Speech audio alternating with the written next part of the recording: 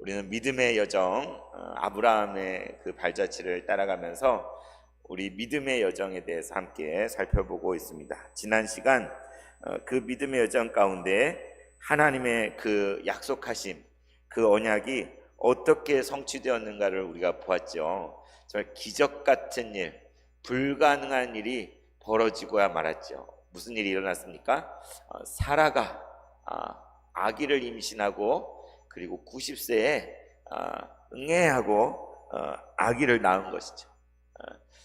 여호와께 능치 못한 일이 있겠느냐 말씀하신 그 하나님께서 약속하신 대로 아브라함과 사라 사이에 아들을 주셨어요. 아들 이삭을 주셨어요. 그 이름을 웃음이라 지었죠. 그래서 우리가 지난 시간 살펴본 것처럼 이 아들 이삭은 약속을 따라 태어난 아들이잖아요. 그죠?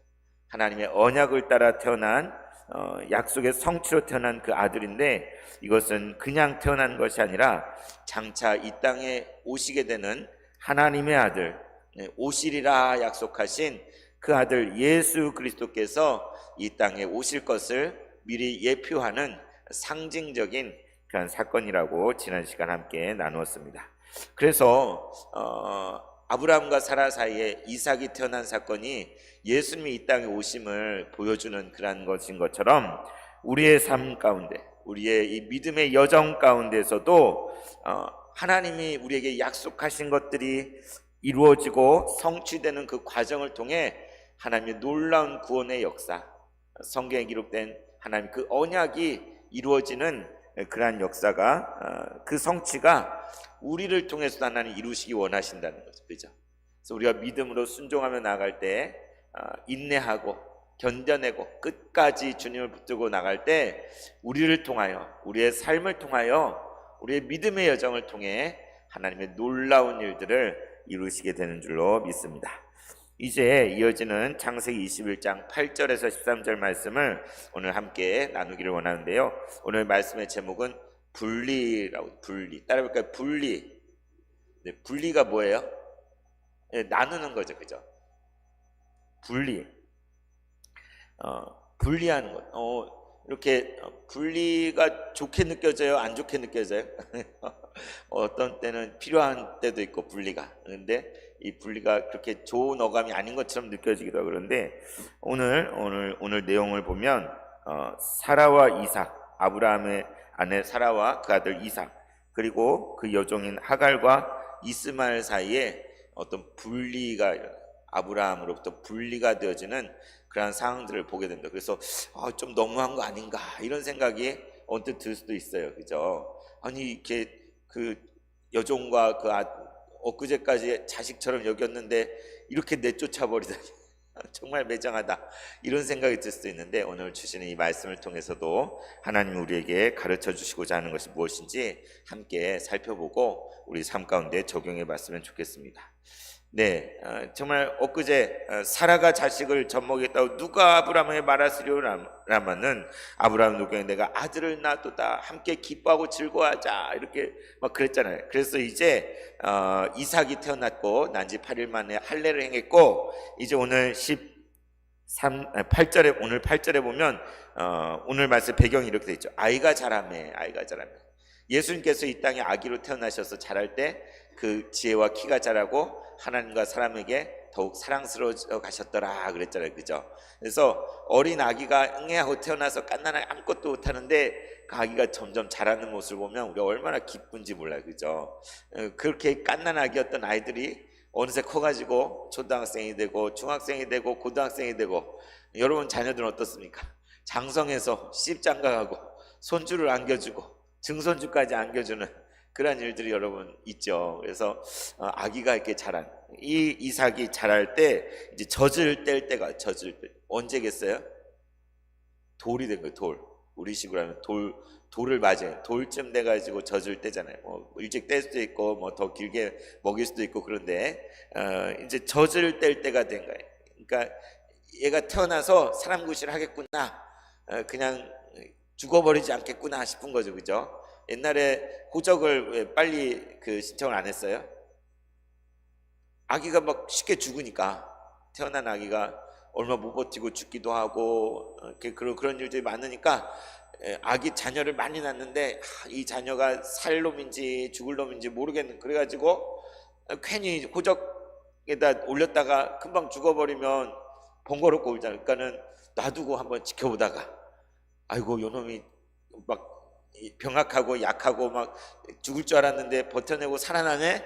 그러면 그때 가서 이제 호적 이렇게 등록을 해가지고 생일이 막 우리 옛날 분들 보면 생일이 막 2개, 3개씩 있잖아요, 그죠? 진짜 태어난 날, 또 주민등록상의 생일, 막 요새는 뭐 얼마 안에 출생신고 안 하면 벌금 물어요, 벌금. 그래서 요즘에는 그런 일 없겠지만 옛날엔 왜 그래요? 아기가 태어났는데 태어났다고 다 사는 게 아니에요. 옛날엔 질병이나 이런 환경이 열악해서 지금도 아프리카에서는 갓난아기들을 많이 죽어나가죠. 그래서 이제 지켜보는 거죠. 정말 이 아기가 정말 살 수 있을까, 젖을 먹이면서 돌보면서 그랬는데 이제 어느덧 세월이 흘러서 젖을 뗄 때가 됐다는 거야. 얘가 살겠고.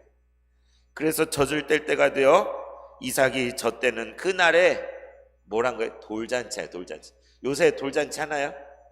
잘 안 하죠, 그죠? 가족끼리 간단히 식사하는. 제가 몇 년 전까지만 해도 제가 젊은 교구를 맡아가지고 돌잔치 많이 쫓아다녔어요. 돌예배 많이 근데 점점 코로나도 지나고 이러가면서 사람들이 돌잔치도 안 하고 돌예배도 안 드리더라고요. 돌예배. 이제 아기가 태어나면 산후조리원에 신방을 가고, 그리고 이제 교회에 나오는 날을 미리 알려주고, 그리고 유아 세례를 안내하고, 그리고 돌이 되면 돌예배 인도 다 했었거든요. 다 했어요. 여러분 이 교회에서도 그러지 않았습니까? 아기가 응애 하고 언제 우리 아기 태어난 게 언제예요? 우리 세봉천교회 안에서 언제입니까? 우리 영유아 유치부가 없고 아동부도 이제 없잖아요, 그죠? 제발 정말 우리 자녀들, 청년들 빨리 결혼했으면 좋겠어요. 이렇게 가정을 이뤄가지고 응애하는 아기 울음소리가 다시 났어요. 얼마나 좋겠는지 모르겠어요. 그래서 돌잔치, 돌예배, 돌잔치, 사실 하나님께 감사하는 거죠, 그죠? 돌을 맞이해서 하나님 앞에 이 어린 생명을 우리 가정에 선물로 주셔서 주님 감사합니다, 믿음으로 잘 키우겠습니다, 이렇게 감사하며 드린 게 이제 예배인데, 그래서 이제 이삭이 자라서 젖을 뗄 때가 되어서 아브라함이 큰 잔치, 큰 잔치. 여러분 이 잔치에 가보고 싶지 않습니까? 아유 목사님 돌잔치 가면 요새 돌반지 해주려면 금값도 올라가지고 못해요, 그런 거 못해요, 이렇게 초대 안 해주는 게 좋아요, 이럴 수도 있는데, 옛날에는 뭐 마을마다 결혼식이 혼인잔치나 돌잔치, 환갑잔치, 온 마을 사람들 같이 어우러져 가지고 그냥 마을 축제였잖아요, 그죠? 근데 이스라엘도 비슷하더라고요. 가나의 혼인잔치 성경에 나오고 그러지만 지붕의 바이올린 영화를 보면 그 혼인잔치에 온 마을 사람들이 다 촛불을 들고 저녁에 무리를 지어서 떼를 지어서 이제 예식장을, 결혼하는 장소를 이렇게 행진해가지고 거기서 모두가 함께 축하하고 춤추고 노래하고 막 그런 장면이 지붕의 바이올린 영화에 나오는데, 그런 것처럼 잔치라는 잔치, 그 당시에 잔치, 이 어린 생명이 하나님이 이 아들은 얼마나 귀한 아들이에요, 그죠? 하나님 이 아들 때문에 갈대우르에서 떠나가지고 그 먼 여정을 왔고 그 약속을 따라 기다리고 하나님이 약속하시고 그래서 드디어 하나님이 주신, 사라를 통해 주신 귀하고 귀한 금지오겹클한 아들이잖아요. 이런 아들이 이제 젖을 뗄 때가 되었으니 얼마나 기쁘겠습니까? 아무튼 몰라도 아브라함이 온 집안 사람들뿐만 동네방네 주변의 모든 사람들 다 초대해가지고 어마어마한 큰 잔치를 베풀었을 것 같아요. 먹을 것도 많이 준비하고 전도 붙이고 잡채도 하고 여러 가지 고기도 하고 막 해가지고 큰 잔치를 베풀어서 양이며 소며 이런 걸 다 잡고 잔치를 하고 있었던, 그걸 배경인 거죠. 정말 기쁜 날이잖아요, 그죠? 더할 나위 없이 세상 행복한 그날이에요. 아브라함 그 이름이 온 열방의 아비라는 이름인데 이 아들 하나 약속의 아들 준 거 정말 감사해서 큰 잔치 하는 게 배경이에요. 그런데 기쁨과 감사가 흘러넘치는 이 자리에 문제가 생겼어요. 이렇게 이삭의 어머니 사라, 여주인인 사라가 이렇게 보니까 어떤 장면을 목격한 거예요. 무슨 장면을 목격했습니까? 2절, 사라가 본즉 아브라함의 아들 애굽 여인 하갈의 아들이 이삭을 놀린. 신기한 건 오늘 본문에 그 하갈의 아들 이름이 뭐예요? 이스마엘. 근데 이스마엘이라는 이름을 얘기를 안 해요. 일부러 여종의 아들, 하갈의 아들 그냥 그러지 이스마엘이라고 명명을 하지 않고, 이삭은 이삭이라고 하는데 이스마엘에 대해서는 이름을 말한 게 인격을 부여하는 건데 이스마엘이란 말을 안 해요. 그냥 여기 보면은 사라가 문득 봤는데 아브라함의 또 다른 아들인 애굽 여인, 애굽 여종, 사라 여종 하갈, 그 하갈과 옛날에 일이 있었잖아요, 그죠? 쫓아내가지고 이렇게 쫓겨났다가 겨우겨우 하나님께서 다시 돌아가라 그래가지고 임신한 몸으로 다시 돌아왔던 그 일이 있었잖아요. 근데 또 한 번 이런 비슷한 일 반복이 되는데 그 아들 이스마엘이 뭐래요? 이삭을 놀리는지라. 여러분, 하갈의 아들 14살 15살죠 이스마엘, 그죠? 그러니까는 사춘기란 중2병 이 나이 때에 있는 그 아들이 이제 막 갓 돌을 지난 갓난아기인 이삭을 희롱하고 놀리고 괴롭히는 장면을 봤어요. 그냥 놀렸다 그러니까 뭐 좀 놀릴 수도 있지 그런 생각 안 드세요? 그냥 애들끼리 그냥 뭐 이렇게 큰 애가 애기 막 이렇게 귀여워가지고 볼을 꼬집을 수도 있고 좀 이렇게 어울렁더울렁 할 수도 있고 좀 이렇게 막 그럴 수도 있을 수 있잖아요, 그죠? 근데 그런 장면이냐? 그런 걸까요? 아기를 좀 놀린 거 가지고 사라 그걸 목격하고 뭐라 그러냐? 쫓아내라 그래, 쫓아내라. 사라가 격분하고 흥분해가지고 남편에게 달려가서 화를 내는 그런 장면인 거죠. 그러니까 아니 좀 마음을 넓게 써야지. 자기 아들을 이렇게 여종의 아들이 좀 이렇게 좀 놀리고 희롱하고 못 살게 굴었다고 이렇게 쫓아내세요 막 이렇게 할 그럴 일인가? 극성스러운 엄마 아니야? 이런 생각이 여러분 안 드십니까? 그런데 이게 단순히 그냥 아이들끼리 장난치고 좀 놀리고 희롱하고 그런 장면이 아닌 거예요, 사실. 여기 근본적인 갈등, 큰 갈등이 이 안에 내포되어 있는데, 이해가 가십니까? 여러분, 하갈 여종이잖아요, 여종. 그런데 이 종의 아들은 사라가 제안을 했어요, 먼저. 아브라함에게 내 여종에게 들어가서 후사를 이읍시다 먼저 제안해가지고 그래가지고 덜컥 임신을 해서 태어난 아들이 이스마엘이잖아요, 그죠?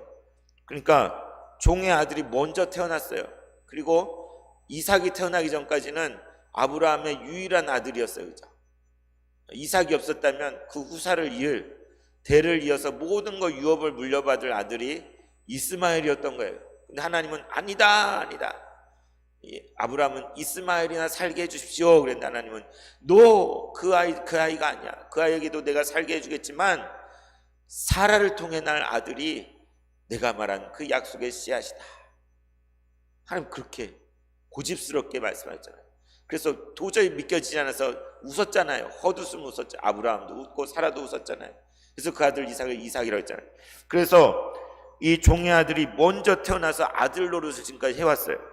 그런데 이제 여주인인 사라로부터 이 이삭이라는 아기가 태어났는데 이 여주인의 아들인 아브라함과 사라 사이에 태어난 이 아기에게 모든 사람들의 사랑과 관심과 모든 돌봄 그게 다 집중됐을 거 아니에요, 그죠? 하나님이 인정하신 그 아들이 태어났습니다. 이제 막 갓 태어난 아기, 1살밖에 안 된, 돌밖에 안 된 그 아기에게 사람들의 모든 사랑과 관심이 집중되는 상황이에요.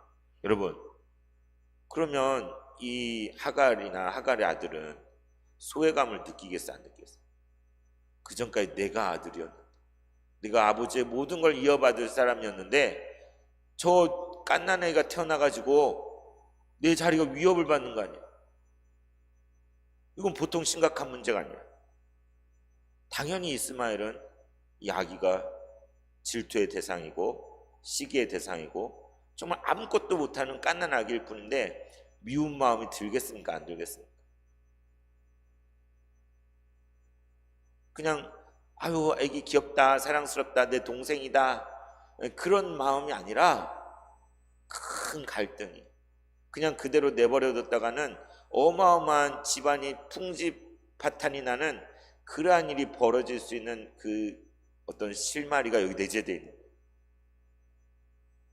그게 터져 나온 게, 여드름이 터져 나온 게 이 젖대는 날 큰 잔치 중에 이 하갈의 아들이 이삭을 희롱하는 그 장면이, 그러니까 이게 그냥 한 번 그렇게 한 게 아니라 그 안에 내재되어 있던 그 갈등, 그 긴장, 문제가 발생할 그것이 언뜻 밖으로 표출되어 나온 그러한 아주 대표적인 그러한 장면이 바로 이 장면이었던 거예요.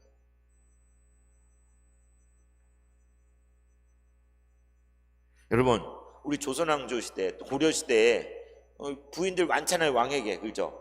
그 왕비가 있고 후궁들도 많잖아요. 그런데 왕자들, 후궁이 난 아들도 있고 정실인 왕비가 난 아들도 있는데 순서가 바뀌었거나 막 이럴 때 그 궁중 안에서 권력을 향한 어마어마한 암투가 있잖아요, 그죠? 네가 안 죽으면 내가 죽어. 그래가지고 뭐 후궁들 자기 아들을 어떻게든 왕이 되게 하려고, 자기 아들이 세자가 되게 하려고 서로 암투를 하고 외척이 등장하고 죽고 죽이고 모함하고 피비린내가 나는 그런 일들이 우리나라 역사 가운데서도 많이 있었잖아요, 그죠? 왕자의 난이 일어나고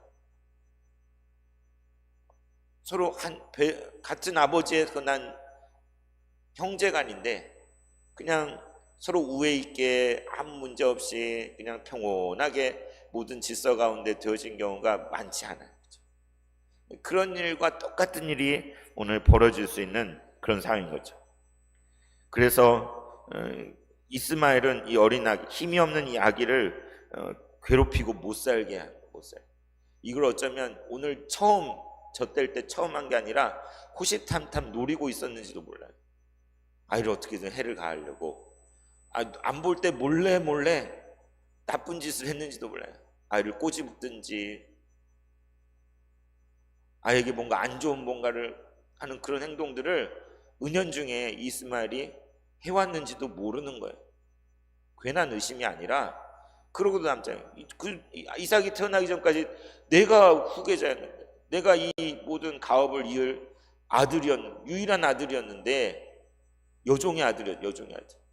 그런데 이제 본 부인인 사라에게서부터 아기가 딱 태어났으니 이 아기가 있으면 자기 설 자리는 없는 거잖아요. 그런 것들이 은연중에 어머니의 영향도 있을 것이고 간직된 긴장 관계로 쭉 내재돼 있다가 이게 표출된 현장이 잔칫날, 이삭이 젖대서 그것을 감사해서 크게 잔치를 벌인 그날에 이 이스마엘이 동생인 이삭을 희롱하고 못살게 굴고 괴롭히는 그런 행동을 한 게, 그게 사라의 눈에 그냥 띈 거예요. 그러니까 사라가 어떻게 합니까? 그가 아브라함에게 이르되, 아브라함에게 이 여종과 그 아들을 내쫓아라. 무서워요, 그죠? 여자가 무섭습니다. 여러분 가정은 어떻습니까? 남편 목소리가 큽니까? 아내 목소리가 큽니까? 사라도 참 상처가 많아요, 그죠? 남편이 2번이나 자기를 팔아먹고 막 그런 일들을 겪고 고초를 겪고 그랬는데, 사라도 한 성격 하는 것 같아요, 그죠? 사라가 뭐라고 얘기하면 아브라함이 자기가 잘못한 게 있어가지고 다 들어줬던 것 같아요, 그죠? 사라 눈치 보고 사라가 하자는 대로 다 하는 그런 남편의 모습을 좀, 그 신약에 보면 사라가 자기 남편 아브라함을 주라 칭하였다, 그러니까 존중하고 주라 이렇게 칭하고 했지만, 그러나 목소리는 컸어요, 사라의 목소리. 그리고 사라는 어머니로서의 자식에 대한 더 본능이 크잖아요, 그죠? 아브라함은 뭐 이스마엘도 내 자식이고 이삭도 내 자식이고 그럴 수 있잖아요. 그러나 사라가 이삭을 생각하는 마음은 정말 다른 거예요, 그죠? 그런데 자기 아들을 희롱하고 괴롭히는 그 모습을 봤을 때 눈에서 불꽃이래, 불꽃이. 그래서 아브라함에 가서 따지면서 이 여종과 그 아들을 당장 내쫓으십시오. 이거 잔칫날 이거 난리가 났어요, 그죠? 다 같이 웃고 떠들던 기쁜 날에 이거 그냥 험악해진 거예요. 이 종의 아들은 내 아들 이삭과 함께 기업을 얻지 못하리라 하므로 못을 박은 거예요. 당신 결정하세요. 이 자리에서 결정하세요.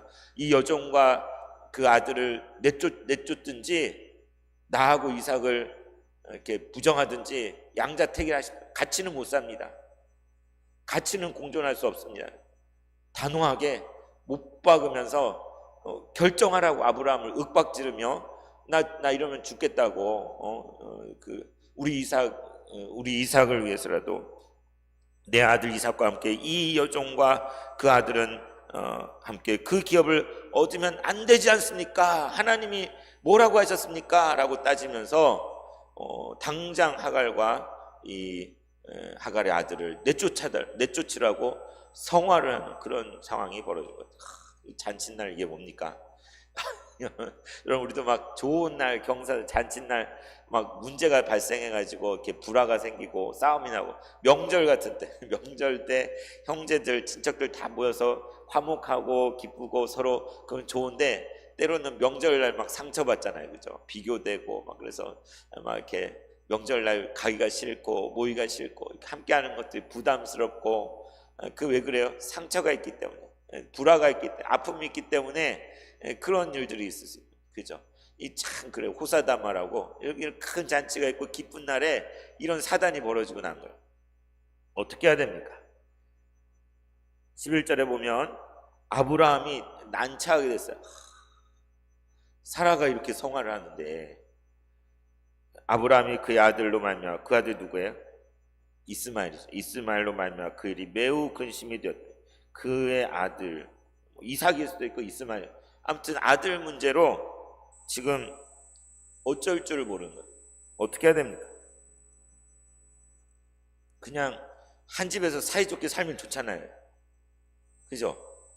한 집에서 서로 이해하면서 그래 너는 종이고 여주인이고 그리고 이삭과 아브라함 가운데 근데 태어난 건 이스마엘이 먼저 태어났죠, 그죠? 근데 서열 정리해줘가지고 이렇게 알고 살아하고 이렇게 정리해줘 같이 오순도순 살면 좋은데 죽어도 같이 못 살겠다고 거예요. 내쫓든지 나를 버리든지 둘 중에 하나를 결정하라고 강경하게 나오니까 그 이스마엘도 내 자식인데 어떡합니까, 여러분? 만약 여러분에게 그런 일이 벌어졌다면 여러분은 어떻게 해야 되겠습니까? 아브라함 너무 괴로웠어요. 어떻게 해야 될지를 모르고 매우 근심. 아마도 하나님께 기도하지 않았을까요? 하나님 어쩌면 좋습니까? 지금 이삭이 이제 갓난아기 이제 돌이 됐고 여종에게 난 이스마엘도 내 아들인데 저렇게 하갈이 길길이 뛰면서 도저히 같이 못 산다 내쫓아라라고 이렇게 성환이 이거 어쩌면 좋습니까? 매정하게 그냥 내쫓아야 되나요? 그것도 아닌 거 같고 그런다고 같이 그 문제가 그건 큰일 나는 거예요. 나중에 풍지 파탄이 나는 거예요. 아들들 사이에 칼부림이 날 수도 있는.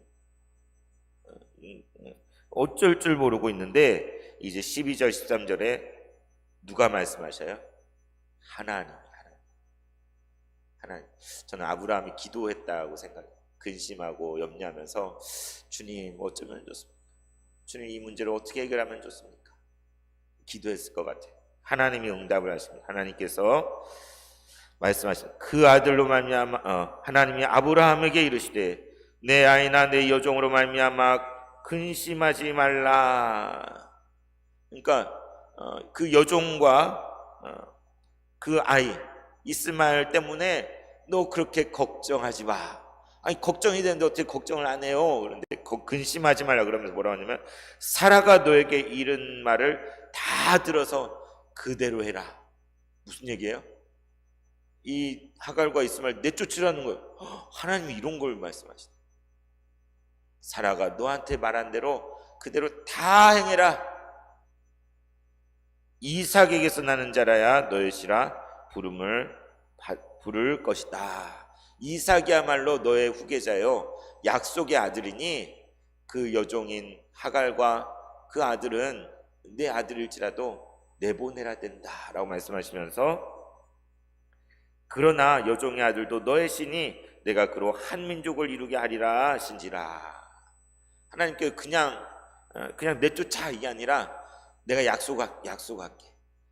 하갈하고 그 아들을 내보내도 살 수 있도록, 그리고 그도 너의 씨이기 때문에 큰 민족을 이루도록 내가 해줄 테니까 걱정하지 말고 내보내. 그러니까 하나님이 그냥 내쫓아버려 이렇게 말씀하시는 게 아니에요. 그들도 살게 할 거야. 그들에게도 살 길을 내가 열어줄 거고, 그들에게도 번성하는 그런 축복을 내가 줄 거니까, 그러나 약속의 아들 너의 씨를 이어서 유업을 이을 아들은 이삭이니 함께 할 수 없다. 그 여종과 그 아들은 내보내라 라고 하나님께서 말씀을 하시는 거예요. 하나님께서 교통정리를 해주시는 교통정리를.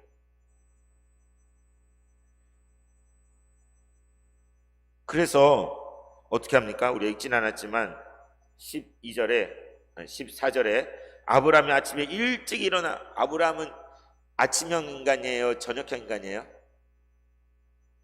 네, 저녁형 인간이기도 아침에 일찍 순종할 때 보면 아침에 일찍 일어나 순종해요. 하나님 뭐라 말씀하시면 도저히 잠이 안 왔는지 어째 모르겠는데 꼭두 새벽에 일어나서 뭔가를 해요. 아브라함. 그게 특징이에요. 말씀을 보면 이삭을 바치라고 할 때도 아침에 일찍 일어나서 길을 떠나고, 하나님이 뭐 이렇게 쪼갠고기 언약을 이렇게 하시고자 할 때도 아침에 일찍 일어나서 아침에 일찍 일어나.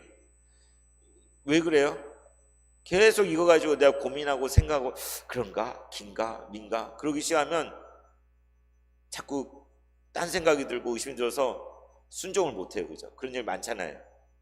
우리가 정말 하나님 딱 마음 주셨을 때 아멘 내가 그렇게 하겠습니다 하고 바로 해버리면 순종이 되는데, 근데 이렇게 하면 요것이 이렇고 저게 저렇고 뭐가 아깝고 아쉽고 이렇게 생각이 시작하면 순종 못해요.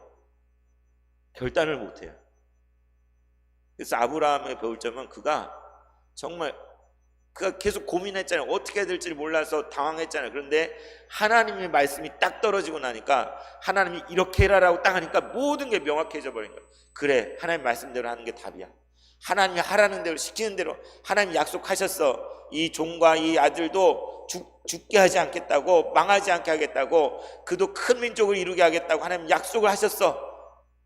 그래서 아침에 일찍 일어나서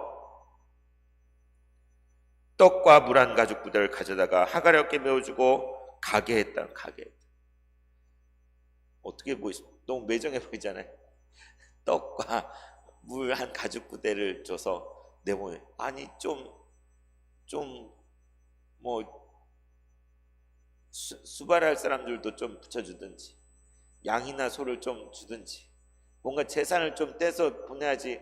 겨우 먹을 거하고 최소한의 물 한 가죽 부대 줘서 내보내다. 야, 어떻게 이렇게 이런 사람이 다 있냐, 그런 생각 들지 않습니까? 야, 너무한다. 참. 여러분, 아브라함을 오해하기 시작하면 한도 끝도 없어. 아브라함 어떻게 보여요?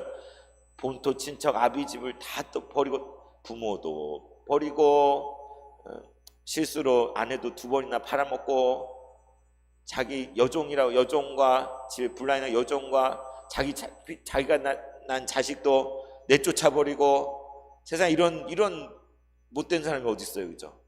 오해하기 시작하면 부모도 저버리고 친척들 일가친척들도 다 무시하고 그냥 떠나버리고, 심지어는 자기 첩하고 애까지도 내다버리는 그런, 진짜 그러면서 하나님이 시켰다고. 얼마나 뻔뻔해요. 오해하기 시작하면. 그죠? 그런데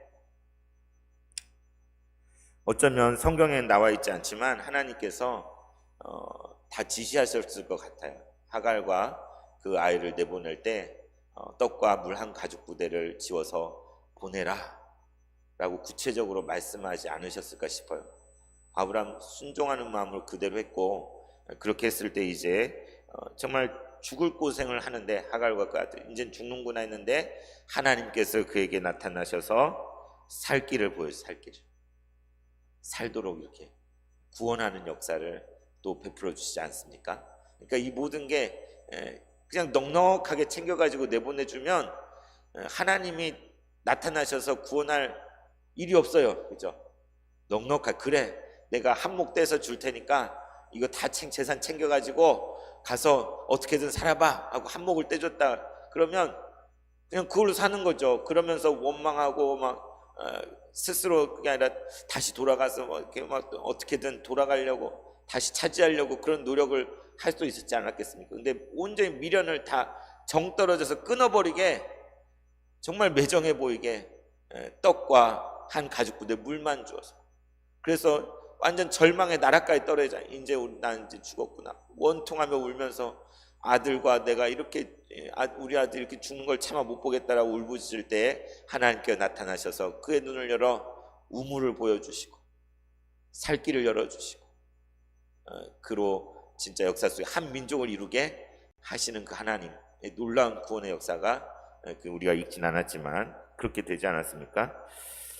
그래서 어떻게 보면 아브라함이 매정해 보이고 어떻게 아내 말에 좌지우지 돼가지고 자기 아들을, 첩의 자식이지만 그렇게 매정하게 끊어버리고 내쫓고 내다 버릴 수 있나? 근데 이 모든 것은 아브라함 개인의 판단이 아니라 이미 말씀드린 대로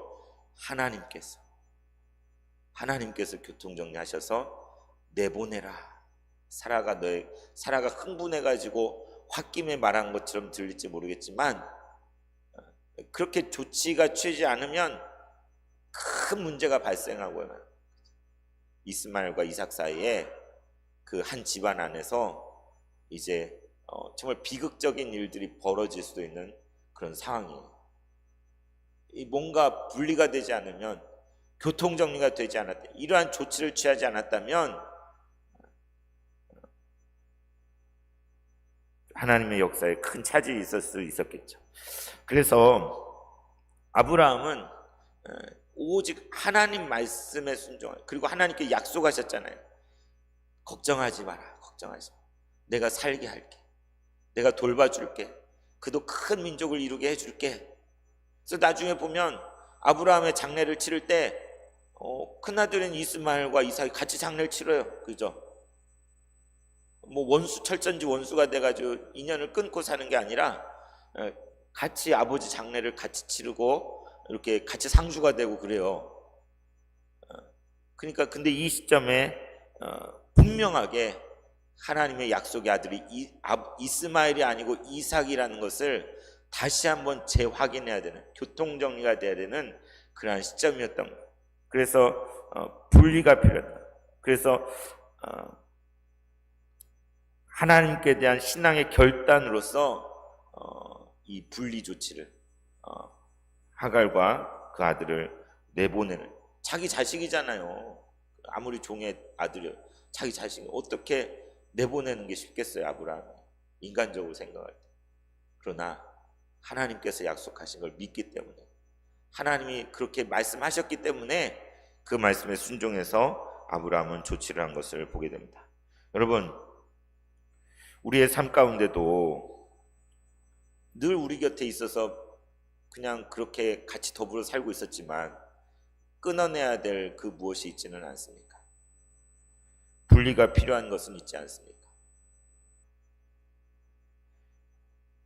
우리가 인간적인 방식으로 성취한 모든 것들은 어쩌면 믿음의 여정을 갈 때 하나씩 제거하고 끊어내는 결단이 필요한지도 몰라요. 어쩌면 처음 믿었을 때에 아브라함은 본토 친척 아버지 집을 떠나는 결단을 했어요. 그죠? 우리 엊그제 주일 말씀에서도 예수님께서 시몬과 그 형제 안드레를 부르시고 야고보와 요한을 부르실 때 그들은 자기의 생업에 가장 필요한 그물, 배, 심지어 아버지와 품꾼들을 다 버려두고 예수님을 따라갔어요. 그죠? 우리가 믿음의 결단을 하고 첫걸음을 내디뎠을 때 이미 우리는 이전에 내가 가장 첫 번째로 내가 이거 없으면 못 살 것 같다고 여겼던 것들을 포기하기로 작정하고 그것들을 우선순위에서 내려놓고 그리고 우리가 이 믿음의 여정을 시작한 거예요. 우리가 그렇지 않았다면 믿음의 길이 아니에요. 그러니까 우리가 지금 우리의 모든 걸 다 부정하고 이 세상 아닌 것처럼 살라는 얘기가 아니라, 이제 하나님께서 임하셔서 예수님이 내 삶의 주인 되시고 나를 다스리시고 믿음으로 살기로 작정했다면, 이전에 믿음이 아닌 것으로 내가 잘못 의지했던 그 모든 것들과 단절하고 끊어내고 결단하고 출발했기 때문에 우리가 지금 여기까지 온 것입니다. 그죠? 이전의 삶, 주님을 만나기 이전에 죄와 연락하여서 내 멋대로 내 생각대로 살던 삶은 단절하고 끊어내고 이미 우리 믿음의 발걸음을 출발해서 오랜 세월에 거쳐 여기까지 왔어. 그런데 믿음의 여정을 가는 가운데서도 우리는 여전히 이 땅에 발을 딛고 살기 때문에 계속 발에는 티끌이 묻고 때가 묻고 먼지가 쌓이고, 나도 모르는 사이에 어쩔 수 없는 상황들 속에서 같이 있으면 안 되는 것들을 우리가 간직한 채로 믿음 생활을 한다면서 나아가고 있을 수 있는. 그래서 예수님께서 제자들의 발을 씻어주실 때 이미 목욕한 자는 온몸을 씻을 필요가 없고 오직 발만 씻. 그래서 우리가 믿음의 여정을 가서 신앙으로 나아가는 우리의 삶 가운데 우리가 원치 않지만 우리 속에 인간적인 방식이 되살아나고 믿음이 아닌 것들, 내 생각, 나에게 이거 꼭 있어야 될 것 같은 그런 것들 있으면 안 되는데, 떼어내야 되는데, 분리해야 되는데, 그렇게 달라붙어 있는, 거머리처럼 붙어 있는 그 무언가가 있는데, 이게 편한 거, 이게 편하고 이게 좋아가지고 이걸 내가 의지하는 게 있어서, 이걸 하나님은 이것을 떨쳐내길 원하시고 이걸 분리하기 원하시고 이것과 단절하길 원하시는데, 우리가 여전히 주님 나 이거 가지고 가면 안 돼요, 이거 그냥 눈 감아 주시면 안 돼요, 별로 문제되지 않잖아요, 그냥 살짝 그냥 모른 척 해주세요, 그런 것들이 우리에게 있을 수 있다는 거예요. 그러나 하나님이 그것을 지적하실 때, 아무개야 너가 이것을 계속 너와 같이 간직하고 있는 게 과연 옳으냐? 너가 믿음의 여정으로 내가 인도하는 대로 이제까지 약속을 따라왔는데, 내가 너를 통해 놀라운 성취를 이루기 원하고 나의 놀라운 구원의 역사를 이루기 원하는데, 너가 그렇게 애지중지하는 것이 걸림돌이란다. 그것은 인간적으로 너가 이렇게 귀하게 여기지만 믿음으로 나아가는데 장애물이기 때문에 그것을 내려놔라, 그것을 떨쳐버려라. 주님 말씀하신다. 여러분 어떻게 하시겠습니까? 우리의 삶에 아쉽지만 끊어내야 할 무언가가 있을 수 있습니다. 여러분, 하나님은 계속 물으셔요. 하나님과 그것 사이에서 선택하라고 계속 물으셔요. 내 말을 진정으로 따르면 나를 믿고 따르겠니? 아니면 네가 붙들고 있는 그것을 계속 의지하면서 계속 살아갈 것이니? 하나님 물으신다는 거죠. 그때 오늘 아브라함은 하나님의 말씀을 듣고 이 여종 그리고 이 아들 아쉬웠겠죠. 정말 사랑했겠죠. 그러나 하나님이 말씀하시니 하나님의 그 약속을 믿고 내보내는 결단을 아브라함이 한 것을 보면서 우리 삶에 있어서 믿음으로 하지 않은 인간적인 방식으로 추구하던 것들은 무엇이 있는지, 그것들을 하나님께서 이제는 분리하여라, 단절하여라, 끊어내라 하실 때 여러분 어떻게 하시겠습니까? 아브라함처럼 아멘 하면 아침에 일찍 일어나 그것을 내려놓고 분리하는 우리 모든 새봉천교회 성도들이 될 때에 하나님께서 성령의 흘러넘치는 은혜로 그 충만함으로 우리가 생각지 못한 더 크고 놀라운 것들로 우리에 갚아주시고, 잘하였구나, 정말 이렇게 한 것이 잘한 것이구나 깨닫게 하시는 그런 은혜가 있을 줄 믿습니다.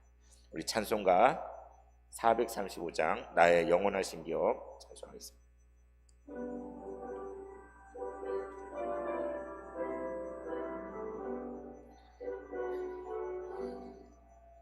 나의 영원하신 기업 생명보다 귀하다. 나의 갈 길 다가도록 나와 동행하소서.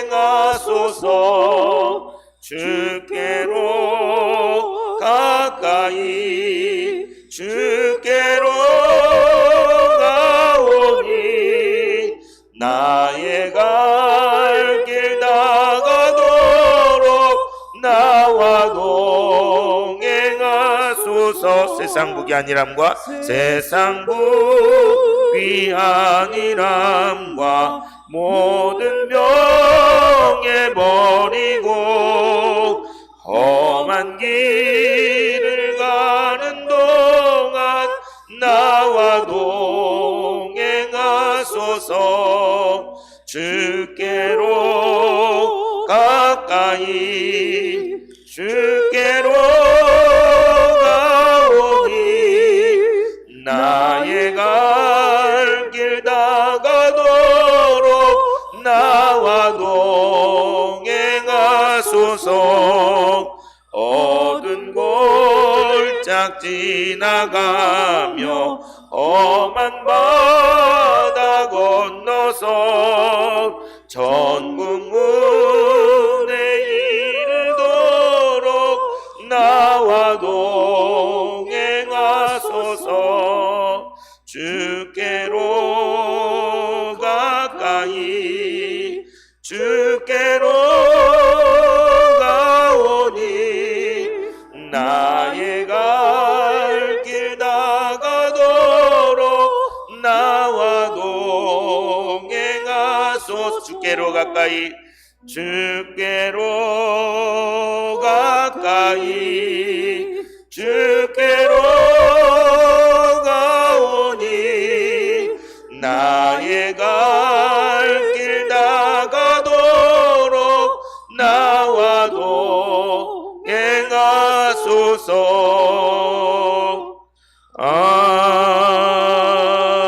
아멘. 하나님 아버지, 오늘 믿음의 여정 가운데 말씀을 통해 우리 삶 속에 끊어내야 될 것들, 분리해야 될 것들이 있음을 보게 하시니 감사합니다. 주님 말씀하실 때에 아무개야 이것을 내게서 털어내고 이것을 분리하여라 말씀하실 때 아브라함처럼 아멘으로 순종하며 결단하며 약속을 믿고 나아가는 우리 모든 새봉천교회 성도들 되게 하여 주시옵소서. 주님께서 우리의 삶을 통하여 당신의 놀라운 구원의 역사를 이루실 줄 믿습니다. 흘러넘치는 은혜를, 그 성령의 충만함을 우리 가운데 가득 차게 하여 주시옵소서. 주께로 나아갑니다. 주께로 나아갑니다. 예수님의 이름으로 기도드리옵나이다. 아멘.